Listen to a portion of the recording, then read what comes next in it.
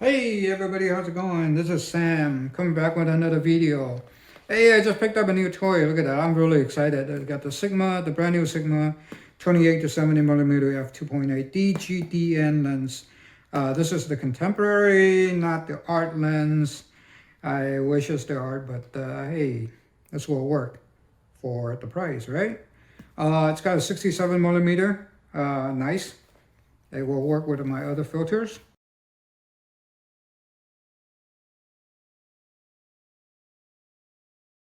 And see what's in there. I just got this in the mail and I got home not too long ago, so it's fresh out of the oven.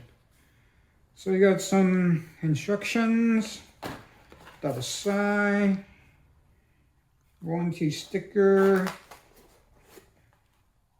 This is basically the safety paper, and this is the lens. Nothing else in here. Cool. So this is what it is. I got this is the cap.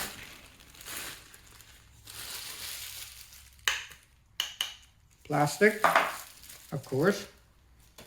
Not an expensive lens, so you're not gonna get, oh, okay, this kind of came off a little bit. Hopefully nothing's damaged. And here's the lens. Let me just make sure. Looks like okay. There's a little rubber gasket here for water resistant. My God, the size of this thing is very small. And I got all the other stuff, but we'll talk about it in a minute. This is very well built. I mean, I saw a lot of YouTube videos about it from the very credible reviewers. They're all talking about this thing's very well built. It does have some weight in it. So it feels really, really sturdy. So, oh, this thing turns this way.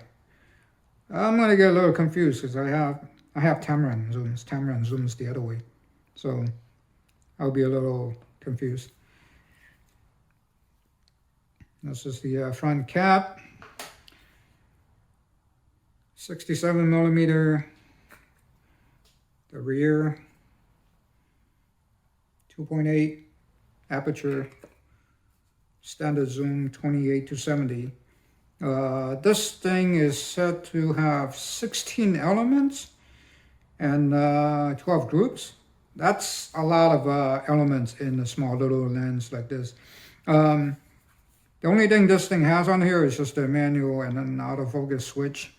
There's no button, there's no focus button or anything, function button. This is also not stabilized. It has no stabilization. Luckily, the Sony camera does. Oh, very well. And this is what the cap's on.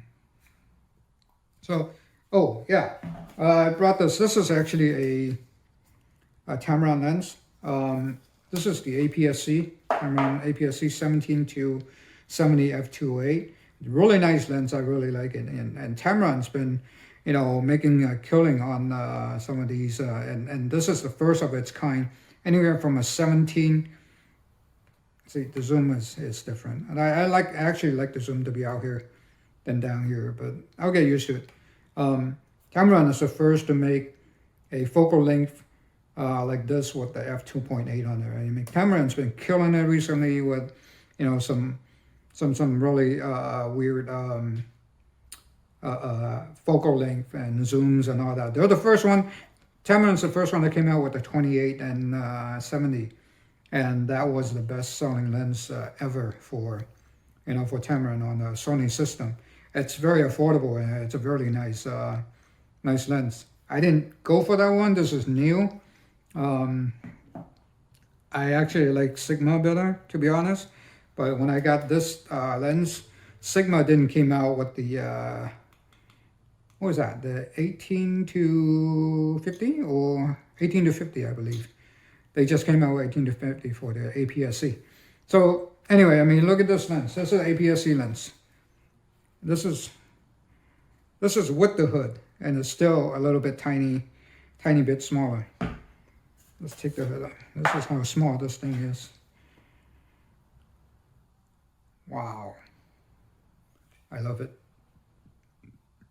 I like this lens too, but the only thing what I didn't like it is it's a little too big. But then, when I bought it, I'm considering it's a 17-70. It's like a 24-105 at F2.8. You can't really complain about the weight. And this is what it went on my A600. And I have this thing on for, the longest time. This is still my setup. I'm not really getting rid of it. The reason why I got this lens is just recently I got this A7III from a friend of mine. My friend who owns, this is about, maybe a year and a half. My friend who has 2 cameras. He bought the A7R4 and the A7III, as well as all kinds of Sony lenses, because he buys everything authentic from the manufacturer. So he has all the Sony lenses. So I don't even know how much money he spent when he purchased all that. But he hardly ever uses it. So he only had this camera. He only used it for maybe like once or twice. And I personally borrowed it for like 3 or 4 times. This camera only has about 2,500 shutter speed on it, and half of them is probably by me. So I can't turn down the deal, and I really wanted to buy the A7 IV, which just released. But since I'm paying half the price and getting a camera that's almost brand new, I don't think I can pass on that. And I have the 85 on here. It's actually the only lens I had for full frame. I bought this lens when Sony first came out, and this is really pretty much like the affordable lens. I mean, I can't afford these Sony's $2,000 and Zeiss lens that came out. So this was the first 85 affordable, so-called affordable lens for Sony. And I wanted to use it for I use it for the crop systems, which gives me like a 120, 135. I have to do the math on that. But anyway, since I got this camera, I don't have any lenses. And now let's put this on. Now I have to buy a standard zoom. This is my first standard zoom lens. So currently right now, I can say I have two full frame lens, and I just need to build the rest of the lenses from here. It's gonna be a little bit costly.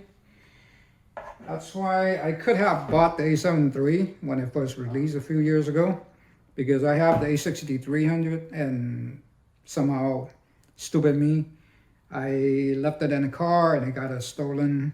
And the A7III just came out, but I did the math at the time. There was, like I said, there was no other lens besides Sony. I would have ended up with, a very high expense. So I ended up getting the A6500, and recently like a year or 2 ago, I upgraded to the A6600. But now, this is the Sigma lens. This is my brand new toy. It's on here now, and see, this is how big it is. It's just really, really small. Nice to carry around. I'm not going to go into any of the details in this lens, because I'm really not in any positions to talk about any of the technology stuff. I'm just not good. But I want to do this video and see, this is how I use the lens. I want to go out and shoot some of the pictures, and we'll see how the image of this comes out. I mean, I saw a lot of the videos from everybody, and there was some, the sharpness are very good, but there's some distortions, barrels, and pin cushions on the wide end and the long end. Hopefully the lens data will come out pretty soon, and you know, Lightroom and all other editing program can pick it up and easily correct it. Right now I have the lens correction on my A7III. So we're definitely going to go out and shoot some pictures, and we'll you know, get some more videos on, see how I'm going to use this, and hopefully, you know, everybody will enjoy it. Oh, one other thing. Nice, this is a 67 millimeter, because I already have some filters that will fit in perfect. I don't have to buy a new one. Nice, 67 millimeter. So let me just turn the camera on and see how the autofocus is like.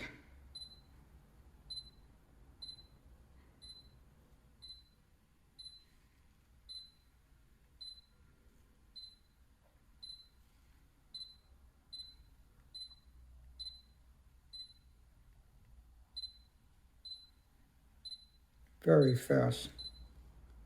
I love it.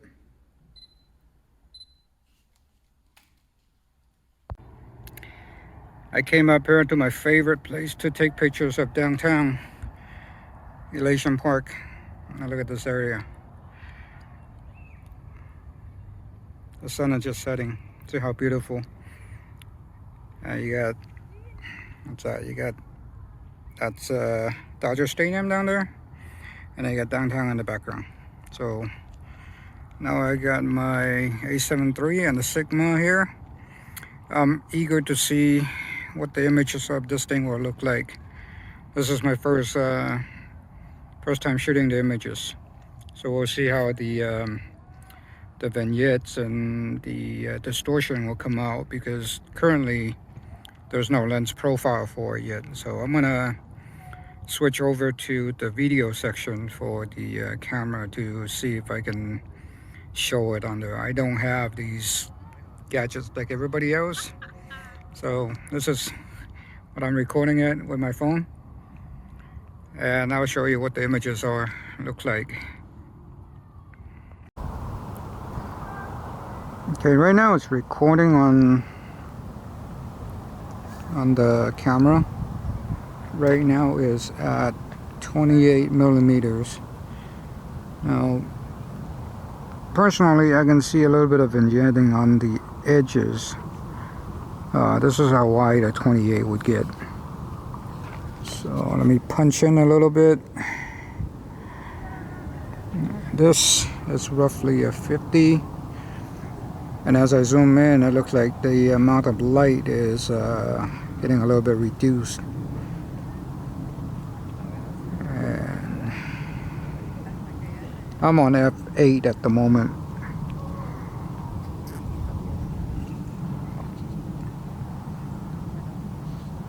And then punch into 70 millimeters.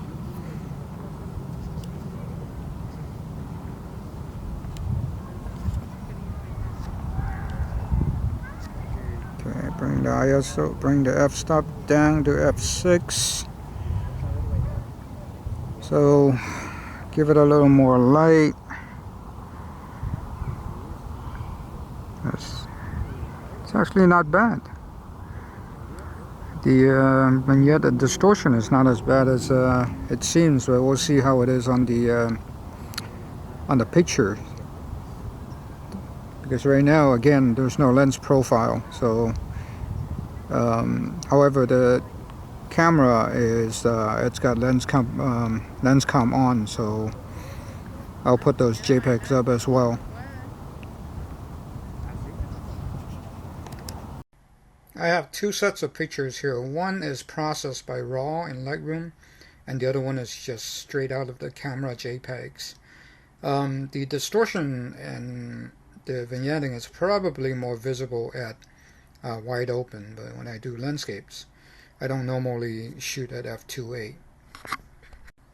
Anyway, I think I'm gonna like this lens a lot. That's all for me with this video. So if you like the video, please give me a like and subscribe if you want. If you don't like it, that's okay. Thank you for watching. Have a nice day.